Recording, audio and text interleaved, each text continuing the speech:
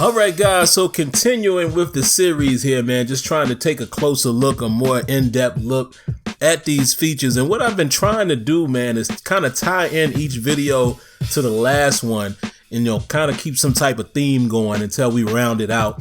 But that's why in this particular video, I want to talk about depth chart positions and, again, trying to reference how these things are being tied together. And like I said in my prior videos, though it seems that as far as the quantity, there's not a huge amount of features that will be coming to Madden 19's franchise, but it's all about quality. Everything that they're putting in my opinion, is things that you'll be able to build on in the future, that foundational piece. And to me, that's the most important. Whether they put in 15 things, if it was 15, I would want all 15 to be things that are actually, building blocks or things that really function well.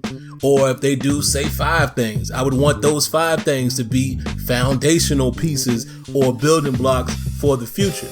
And again, if you look at this situation here, I'm just going to give my quick opinion on how the depth chart positions will tie into everything else. And to give you an example, guys, of something that was just put in the game that doesn't really have an impact, think about big decisions.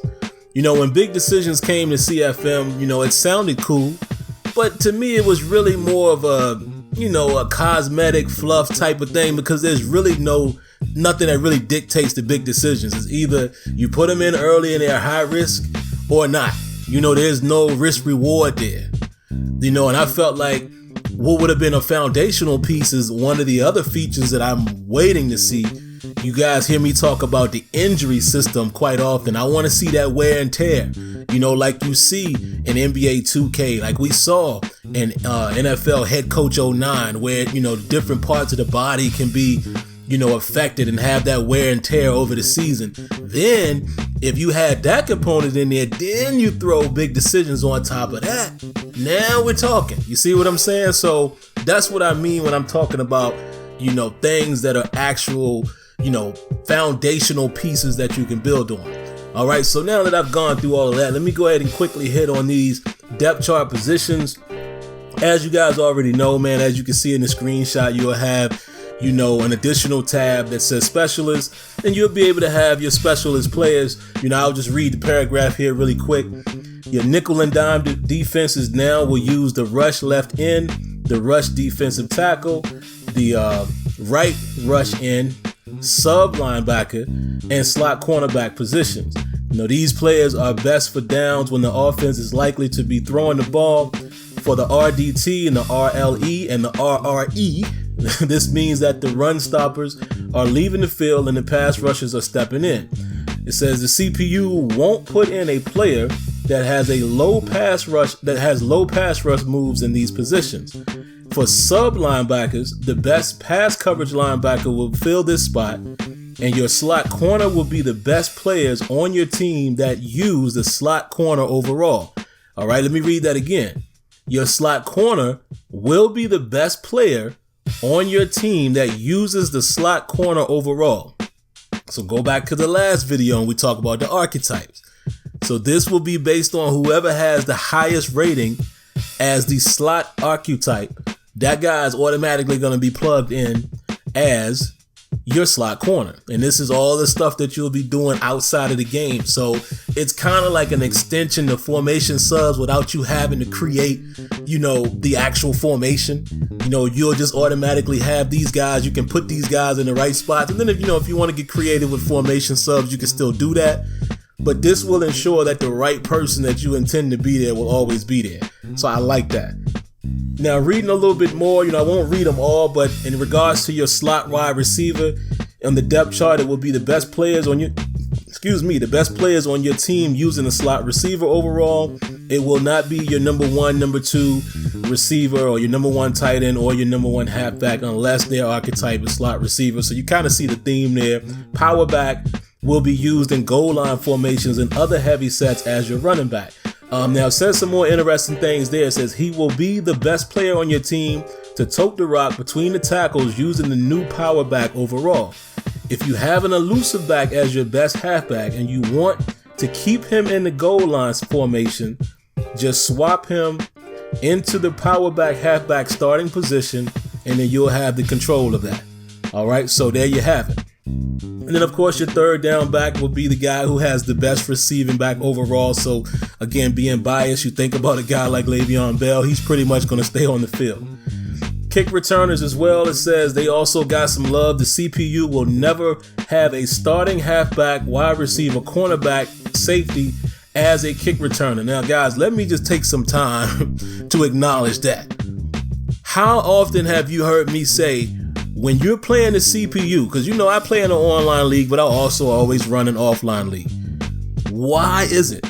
And right now, if you fire up Madden 18 and you play with the latest rosters or whatever, it's always gonna be like Julio Jones or Odell Beckham or somebody like that. Whoever has the highest overall is usually the guy returning kicks. For the Steelers, they always throw Antonio Brown back there, but they don't do that in real life.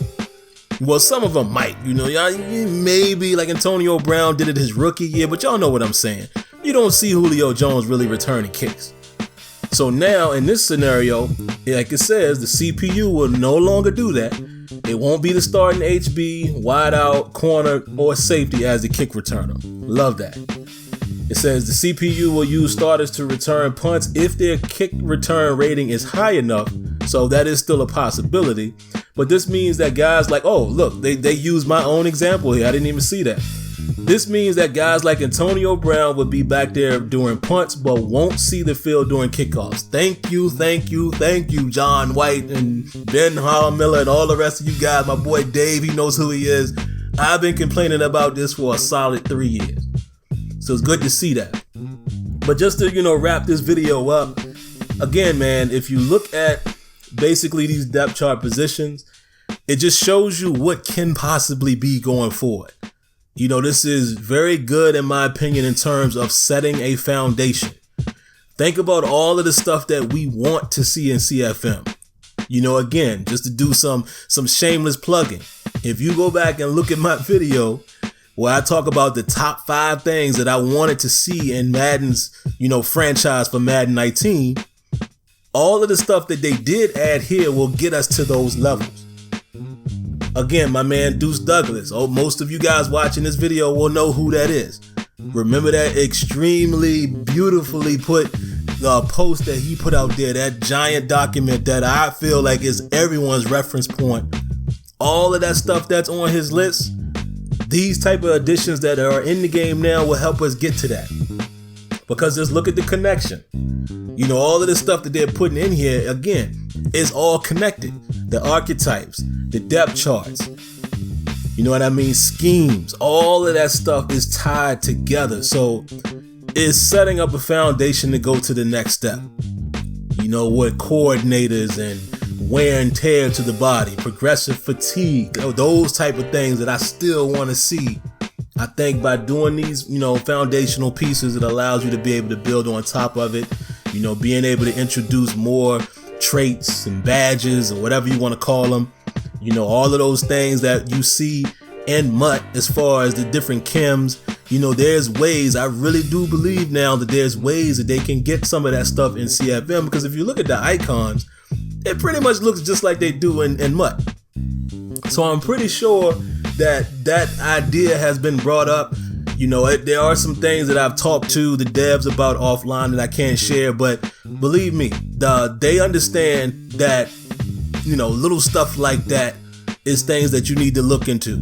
Seeing how you can bring some of those chemistries or what have you into CFM, some of those additional traits, additional ratings, which there are a few additional ratings in this game. That's in another video, I'll talk about that. But there you have it. There you have it. So that's going to do it for this particular video, guys. Again, like I said, I'll continue to do these in pieces until we finish it up. I'm thinking maybe 3 or 4 possible videos remaining. We'll see how many I get to.